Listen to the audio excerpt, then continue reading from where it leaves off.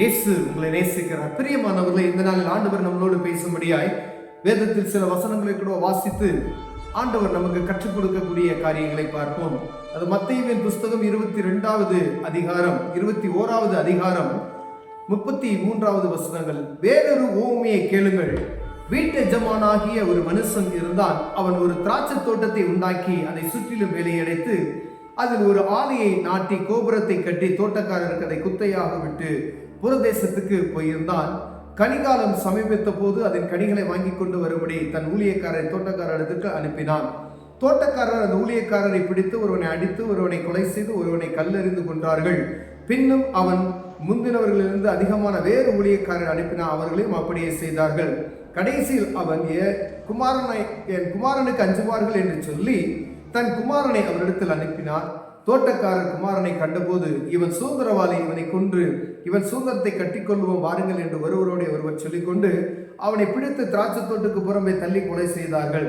அப்படி இருக்க திராட்சை தோட்டத்தின் எஜமானன் வரும்போது அந்த தோட்டக்காரர் என்ன செய்வான் என்று கேட்டார். அதற்கு அவர்கள், அந்த கொடியரை கொடுமையை அழித்து ஏற்ற காலத்தில் தன கடிகளை கொடுக்கத்தக்க வேற தோட்டக்காரருக்கு திராட்சை தோட்டத்தை குத்தகையாக கொடுப்பான் என்றார்.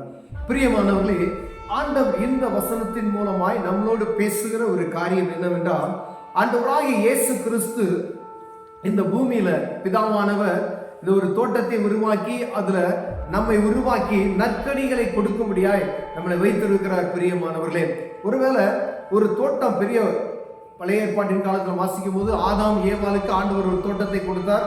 அதே போல பிதாவானவர் நம்ம என்ன செய்யறாரு, ஒரு தோட்டத்தை கொடுத்திருக்கிறார். ஒரு சின்ன குடும்பம், ஒரு வீடு எடுத்துங்க, வீட்டில் இருக்கக்கூடிய ஒரு தலைவன், அவர்களை சுற்றி இருக்கக்கூடிய ஒரு ஆட்கள், அடுத்து ஒரு சபை எடுத்துங்க, சபையில் இருக்கக்கூடிய ஆத்துமாக்கள், அதே போல ஒரு பட்டணம் இருக்குன்னா, ஒரு ஊர் இருக்குன்னா அந்த ஊர் தலைவர், அங்க இருக்கக்கூடிய எல்லா ஆட்கள், அதே மாதிரி நாடுக்கு அப்படியே உலகம் முழுவதும் ஆண்டவர் ஒப்பிட்டு சொல்கிறார். இதில் நற்கனிகளை கொடுக்க ஆண்டவர் பிரயாசப்படுகிறார். தோட்டக்காரர், நீ உங்க அப்பா அம்மாவுக்கு ஒரு சின்ன பிள்ளை இருக்கீங்க, ஒய்ஃப் இருக்காங்க, பிள்ளைங்க இருக்காங்க அப்படின்னு வச்சுக்கோங்களேன்.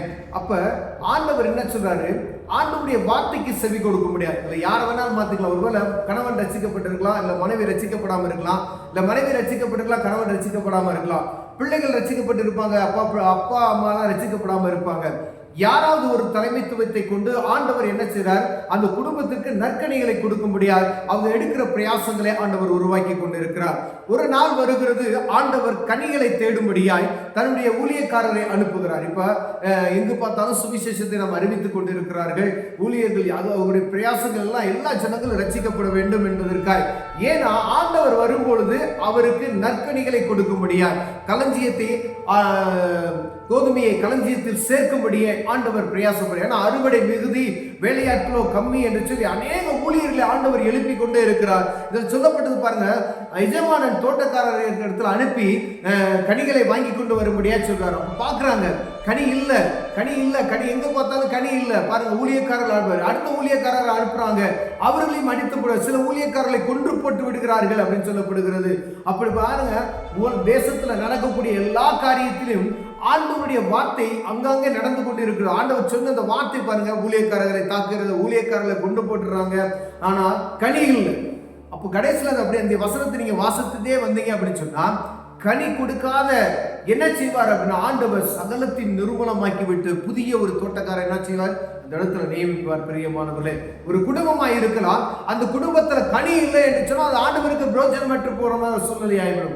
ஆண்டவர் நாட்களை கொடுத்து கொண்டே இருக்கிறார். இந்த தோட்டத்துல கனி வரும், இந்த குடும்பத்துல கனி எனக்கு இருக்கு அப்படின்னு சொல்லி ஆண்டவர் பிரயாசப்பட்டு உங்களுக்கான ஆட்களை நியமித்து உங்களுக்கான சுவிசேஷத்தை, உங்களுக்கான நற்கனிகளை சொல்லும்படியாய், உங்களுடைய கனியை பறிக்கும்படியா அநேக காரியங்களை ஆண்டவர் என்ன செய்யறாரு, ஒவ்வொரு நாளும் உங்களுக்கு போதித்து கொண்டே இருக்கிறார். ஒரு சபை இருக்கிறதா, சபையில போதுகிறவங்களை எப்படியாவது நல்வழிப்படுத்த வேண்டும் என்று சொல்லி நற்கனிகளை நீங்கள் தர வேண்டும் என்று சொல்வதற்காய் அவர்கள் சொல்லுகிற உபதேசங்களை நீங்க கேட்கணும், நற்கனிகளை நீங்க மாறணும் சொல்லி உங்களிடந்து கனியை ஆண்டவருக்கு கொடுக்கணும்னு சொல்லி அவங்க பிரயாசப்படுகிறாங்க. ஆனா கனி கொடுக்கவில்லை என்றால் ஆண்டவர் என்ன செய்வார்னு சொல்லி அந்த கடைசி வசனத்தை கூட நம்ம வாசித்து பார்த்தோம்னா, அதற்கு அவர்கள் அந்த கொடியர்களை கொடுமையை அழித்து ஏற்ற காலங்களில் தனக்கு கனிகளை கொடுக்கத்தக்க வேறு தோட்டக்காரர் திராட்சை தோட்டத்தை குத்தகையாக கொடுப்பார். பூமியில இருக்கிறது ஒரு வாடகை வீடு என்பதை நாம் மறந்து போய்விடக்கூடாது. பிரியமானவர்களே, இது நமக்கு கொடுக்கப்பட்ட இருக்கிற வாடகை, குத்தகைன்னு வச்சுக்க, குத்தகைன்னு சொல்லப்படுகிறது. ஆனா இங்க நீங்க எப்படி இருக்கிறீங்க அப்படின்னு சொல்லி தான் அங்க உங்களுக்கு பரலோகத்துல ஆண்டவர் எல்லாத்தையும் ஏற்பாடு பண்ணி வைப்பார். பிரியமானவர்களே, இங்க கொடுக்கப்பட்ட நாட்கள்ல நம்ம வாழ்கிற வாழ்க்கையை ஆண்டவர் பார்க்கிறார், நடக்கைகளை பார்க்கிறார், செயல்களை பார்க்கிறார். இது பொல்லாத உலகம் தான். இதுல அவருக்கு கனிகளை தேடிக்கொண்டு வருகிறார் ஆண்டவர். நற்கனிகளை கொடுக்கிறவர்களை தேடிக்கொண்டு இருக்கிறார். அதற்காக ஊழியக்காரர்களை அனுப்பி கொண்டே இருக்கிறார். தோட்டக்காரரிடம் நீ என்ன செய்ய போய் கனிகளை வாங்கி கொண்டு வா என்று சொல்லி அனுப்புறார். தன் சொந்த குமாரனையும் அனுப்புறார். அவரையும் என்ன செய்யறாங்க, புறமே தள்ளி கொண்டு போற ஆண்டவராக இயேசு கிறிஸ்துவை அனுப்பின ஆண்டவர் அவருக்கு என்ன செய்ய கீழ்ப்படிக்கல.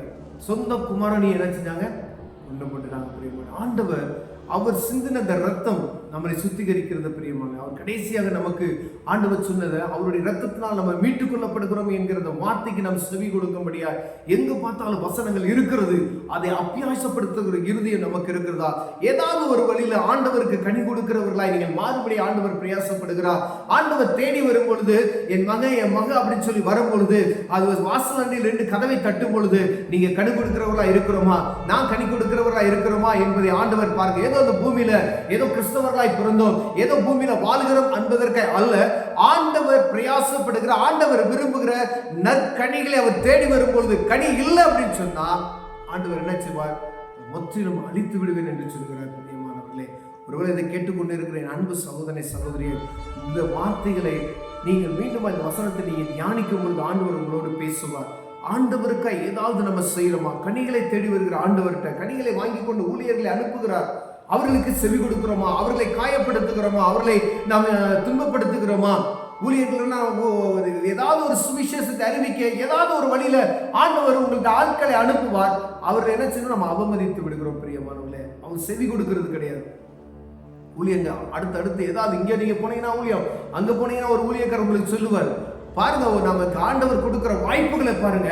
எங்க போனாலும் சுவிசேஷம் நமக்கு யார் மூலமாவது ஆண்டவருடைய வார்த்தையை கேட்டு நற்கனிகளை கொடுப்பதற்காக அவர் சத்தியத்தை போதித்துக் கொண்டே இருக்கிறார்.